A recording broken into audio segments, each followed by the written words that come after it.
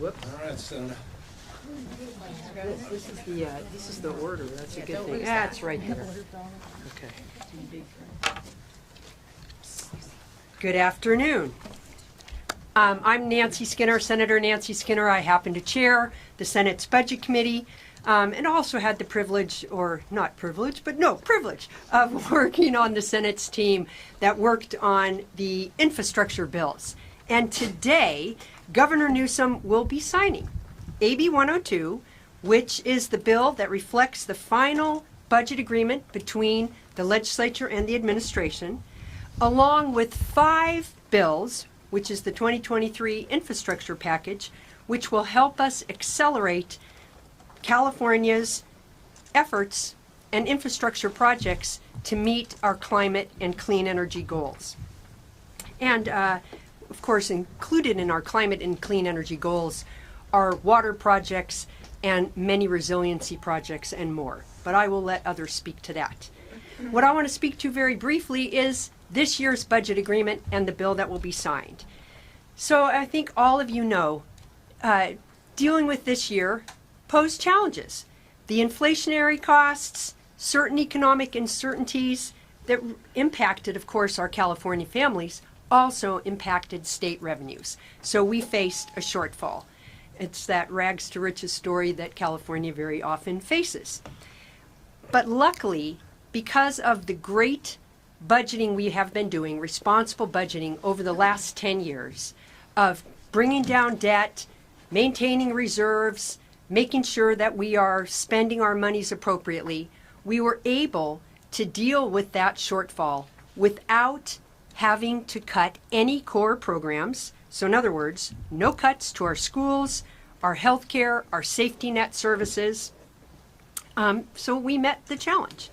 And I'm particularly proud that this 23-24 budget that will be signed today maintains a record level of reserves so that if we face a shortfall, say next year or future years, and if it, I hope not, is larger than what we face this year, we have record level reserves in order to protect our programs that serve the Californians who need them most. And I'm also proud that the budget signed today strengthens California's nation-leading efforts in combating the climate crisis. And we're coming on to another heat wave. That's the prediction, I think, coming up for this weekend. Just a few days ago, while it was relatively cool in California, it broke global records. It was the hottest day on Earth. So while heat is not the only issue, we know that there's many issues related to the climate crisis. California is at the forefront, and we will continue to be, and this budget reflects it. And very important to the members of the Women's Caucus, and to I think everyone here, the budget also increases child care funding. And that child care funding is going to enable us to pay the people who take care of our kids better and allow those families who can't afford child care, it provides them better subsidies. So that's a really important aspect. For our transit agencies that are still suffering less riders than they had pre-pandemic, it offers a lifeline. And housing and homelessness, which are 2 issues that, of course, everybody in this state cares about. We continue the funding for our localities for homelessness assistance. We also continue funding for student housing, ADUs, and much more. Other highlights are the highest amount of funding per pupil for our K through 12 schools ever. And of course, for community colleges, a increase to our higher ed system, both CSU and UC system. New financial aid for our foster youth so that they can achieve debt-free college. And the first rate increase for the doctors and other healthcare providers that serve California's patients that are on Medi-Cal, which is a very significant number. And in the infrastructure package, I'm going to let other folks speak to those details, but it is a very thoughtful agreement between the legislature and the administration and the various stakeholders who are involved. And interestingly, all of the articles have shown that environmentalists who had been opposed pulled their opposition off. The other entities that will benefit from the streamlining that will allow these projects to move forward faster and allow us to access federal infrastructure funds are all happy. So I'm not sure how else what else you can describe when you get bills that finally represent that type of agreement. Anyway, much thanks to Governor Newsom, to his staff, to the Senate and Assembly Budget Committees and staff, to the pro tem staff, to leadership, our speaker and speaker staff for their outstanding work on this budget. I am very proud to have been part of it. And also great thanks to everyone who was involved in the infrastructure package. And with that, I'd like to introduce Assemblymember Rebecca Bauer-Kahn, who is on the infrastructure working group on the Assembly side. Good afternoon, and thank you, Senator. As you heard, I'm Assemblymember Rebecca Bauer-Kahn. I'm also the chair of Water, Parks, and Wildlife in the Assembly. And this infrastructure package is a testament to what is possible here in California, what is possible when we all work together. So I want to start by thanking the incredible staff in the governor's office, the governor himself for his leadership in moving this package, our partners in the Senate, and my colleagues in the Assembly. It's possible to build the big things and protect our precious environment. We know that we must build our clean energy future so that my children, your children, and others have an inhabitable planet. We must create the water storage and conveyances that the future demands. We just heard from the senator about the hottest day on record. Our scientists are telling us that there will be no more snow in the Sierras in just over 2 decades. The future requires a massive shift and growth in what water infrastructure looks like here in California. We also must ensure transportation in California can meet the global needs of our economy, so that we remain the powerhouse that we are today. We must also do our part to help national security by making chips right here at home. It is critical to adapt to our changing climate and to continue growing our economy for every Californian by bringing these good jobs home to California. It is critical to adapt our changing climate and to continue to do what we need to do for our kids' future. And while doing that, we can also ensure that we mitigate greenhouse gases, protect biodiversity, and never forget our environmental justice communities. As you heard, we've all gotten on the same page. We can do all of those things here in California.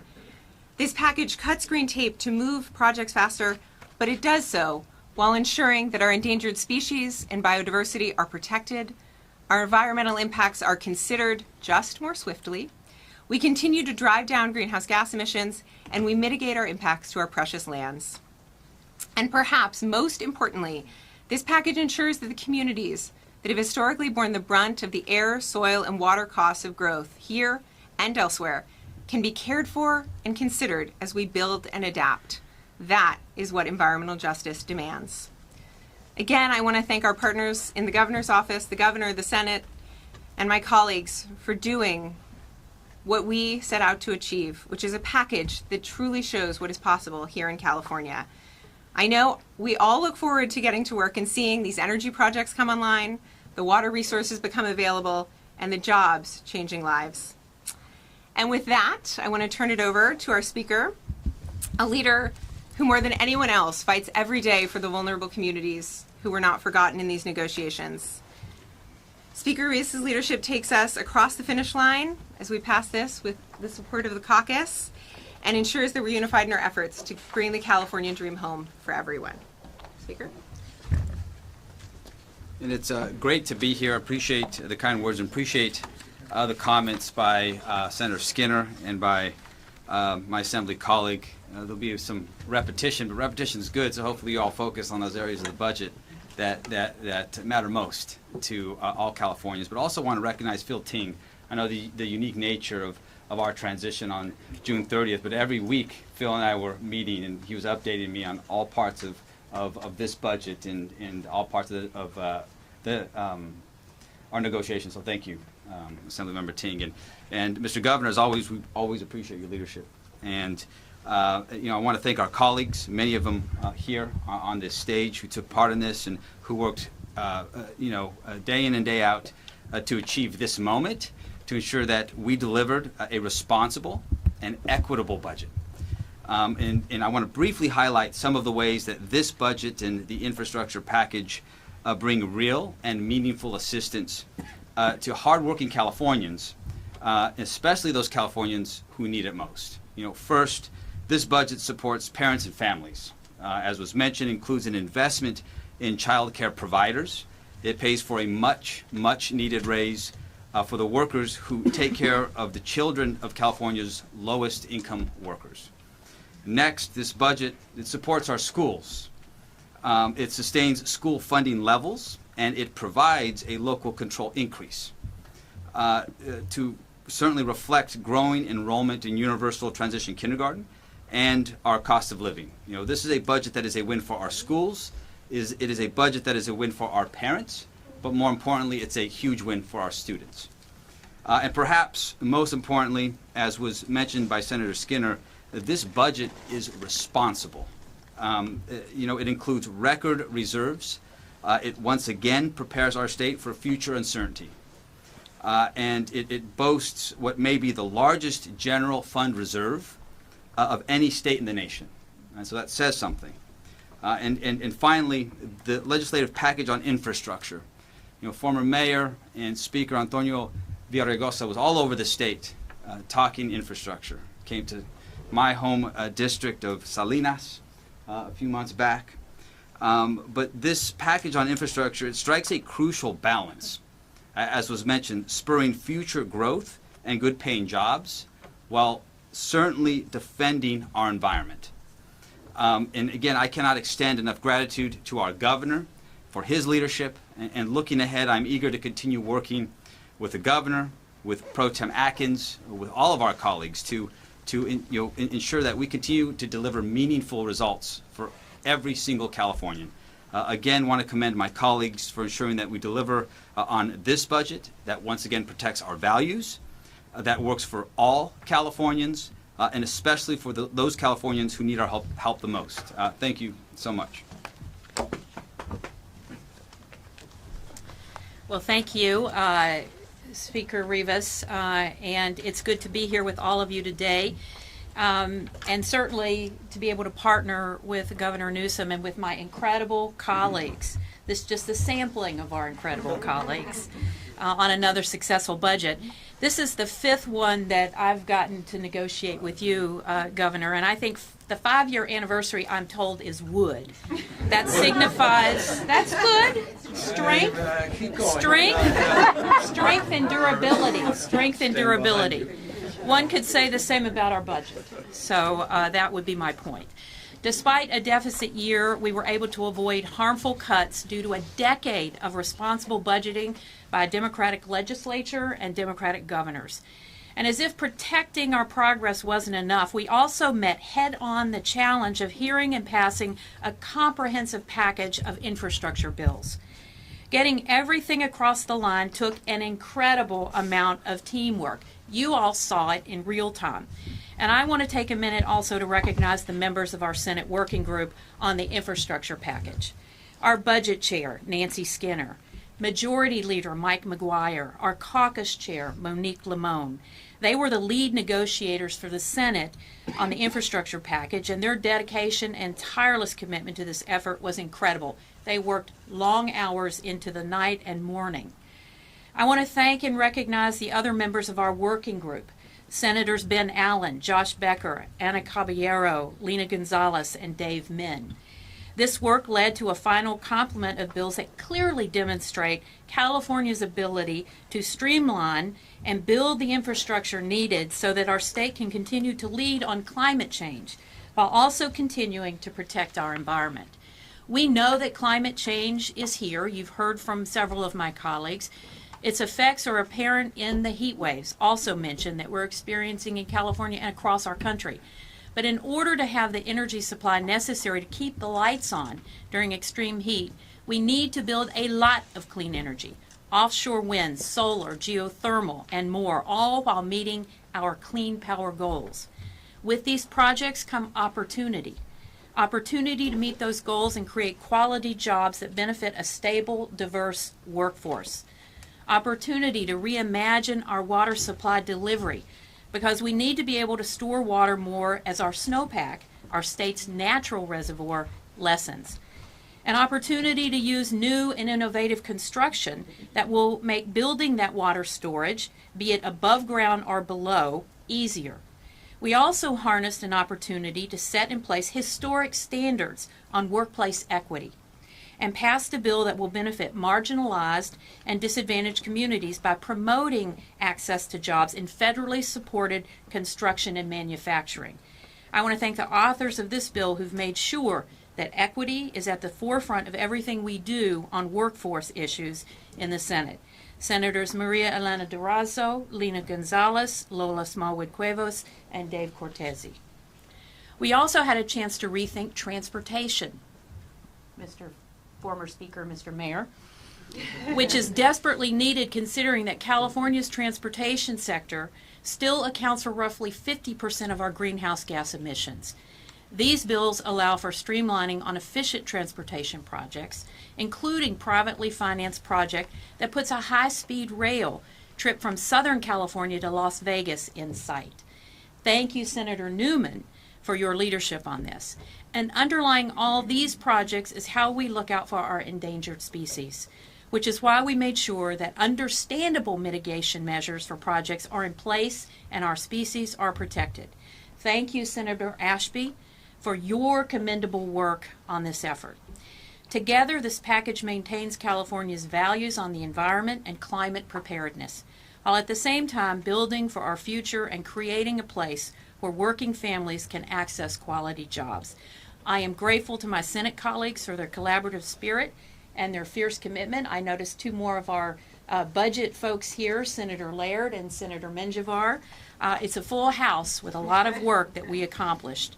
I am grateful to the Speaker and to my Assembly colleagues, as well as to our Governor.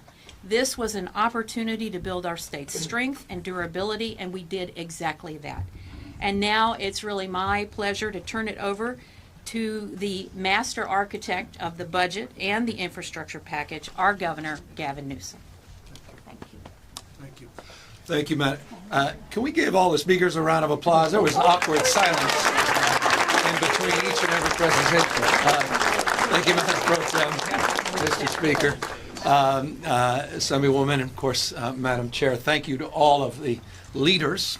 Everybody here is here with intention and purpose, and appropriately so, for their extraordinary leadership, support, and stewardship through this dynamic process. And it is a dynamic process. We're celebrating partnership here today. We're celebrating progress here today. We're celebrating a budget, $311 billion budget, $226 billion general fund, the largest budget of its kind anywhere in the United States, appropriate for a state whose population is larger than 21 state populations combined, and a state that's well on its way to be the fourth largest economy on planet Earth.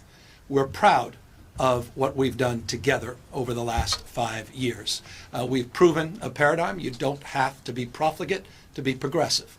It was emphasized by the pro tem, and I appreciated the emphasis.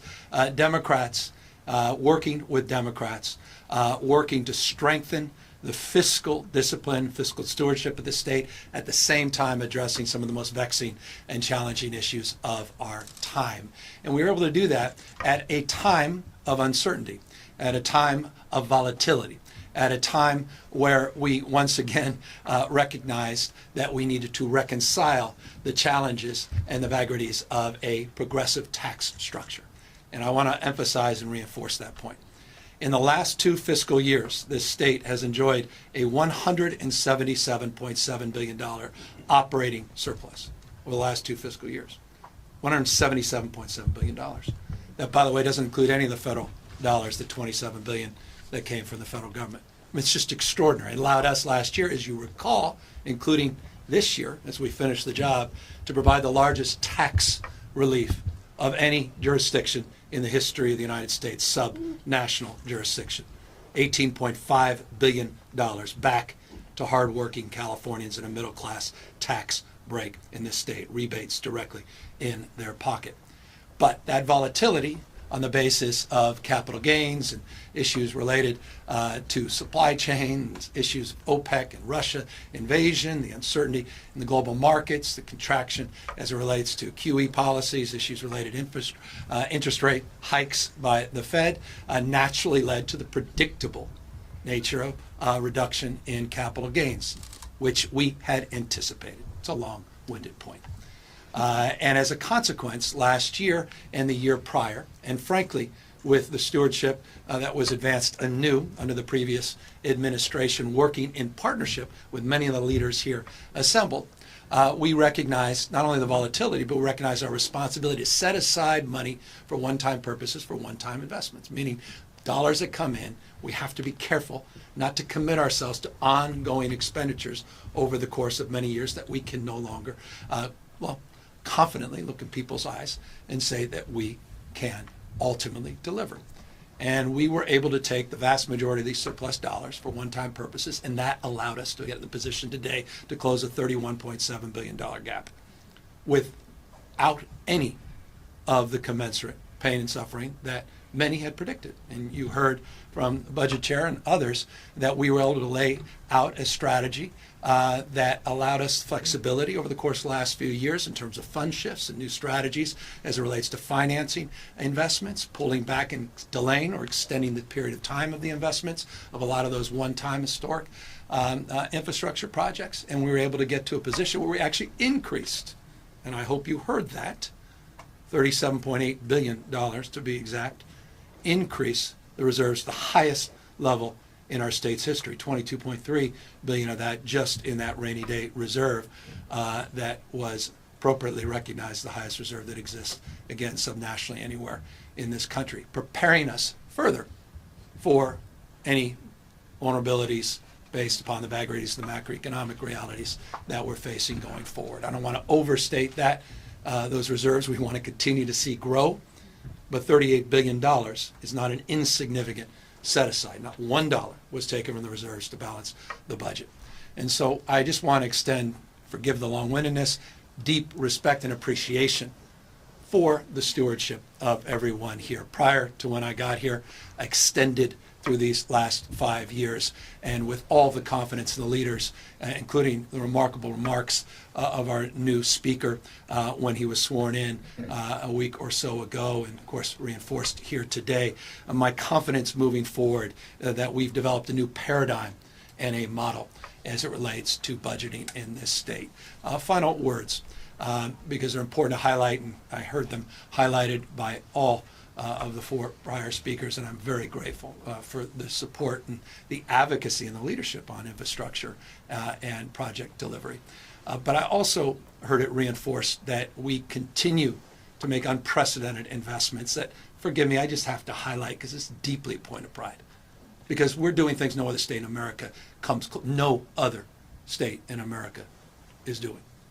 No one's investing $4 billion in after school and summer school. No other state in America is doing that. No other state is putting $4+ billion into developing partnerships, public-public partnerships, not just public-private partnerships with our community schools expansion. No other state's doing what we're doing, thank you, on school meals, universal school meals. No other state is doing, and it was appropriate to highlight the investments in child care, not just high propensity, meaning increasing the number of slots, 200,000, which is our long-term goal, but the quality component that was deeply and advanced in this budget here today. Again, not just access, it's quality access. That TK, thank you, Mr. Speaker. I mean, that's just an extraordinary, we created a brand new grade in this state, and we're fulfilling that promise. $10 billion in CalAIM, completely reimagining the Medi-Cal system. $8+ billion in the behavioral health space, including 4.7, 0 to 26. No other state in America making those kinds of investments. 15.3 advanced, not a dollar cut in terms of the investments on addressing the vexing issue of homelessness and the investments we're making in housing. But all that means little if we can't deliver. And that's the last point. Forgive me long-windedness, and it explains why former Speaker Antonio Villaraigosa is here as well. It's a recognition, and I appreciate, Mr. Speaker, your recognition of the former Speaker's leadership in this space.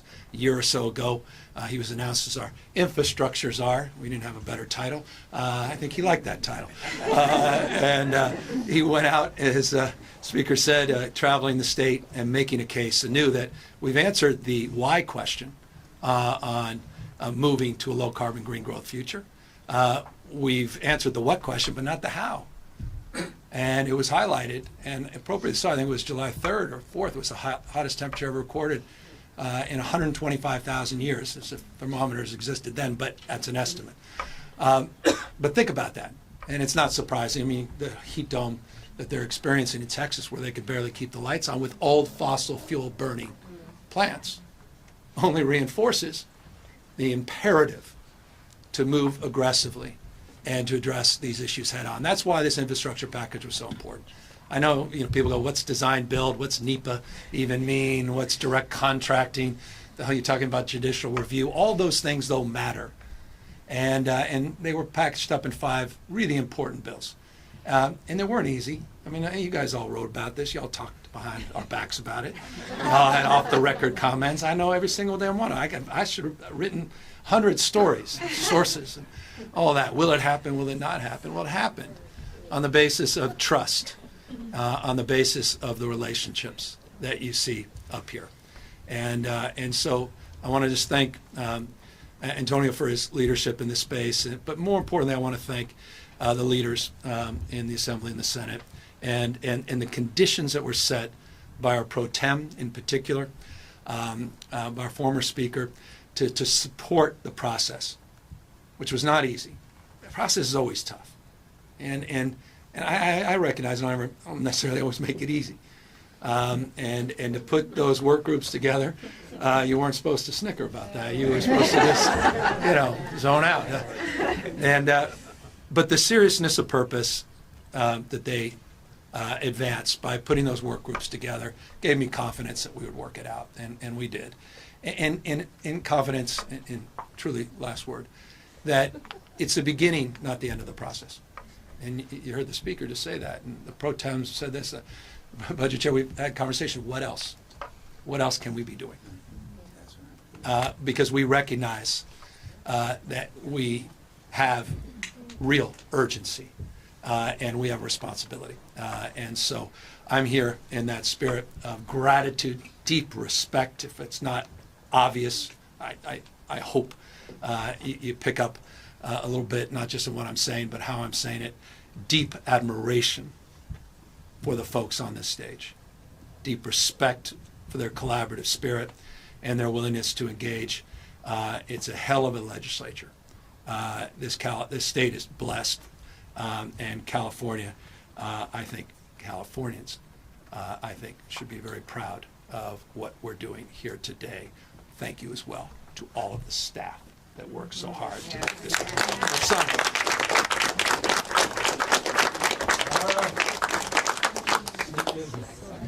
Thank you, guys. All right. Mr. Ting reminded me these are the actual bills. So, there's a lot of money in there. Right. There's one typo, however. All right, so let's see what we got here. So these are the, this is the budget. Let's sign the budget first. All right, let's do one of those fake photos. Yeah, get rid of the rubber back. All right, now let's get this done for real.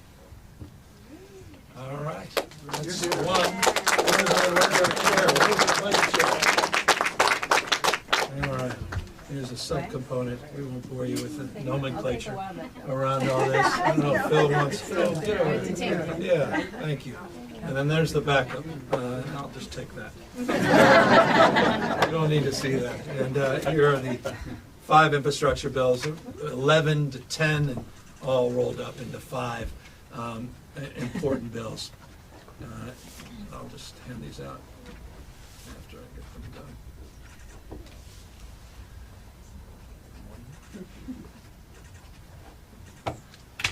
job, everybody.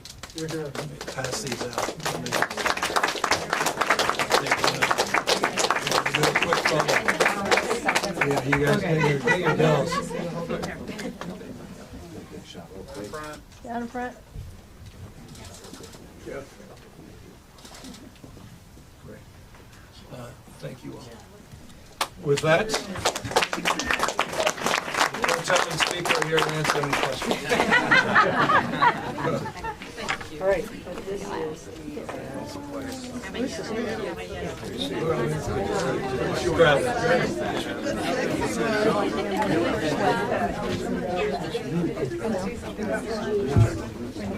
Oh, we do? I knew if you were in there, things were going to work out.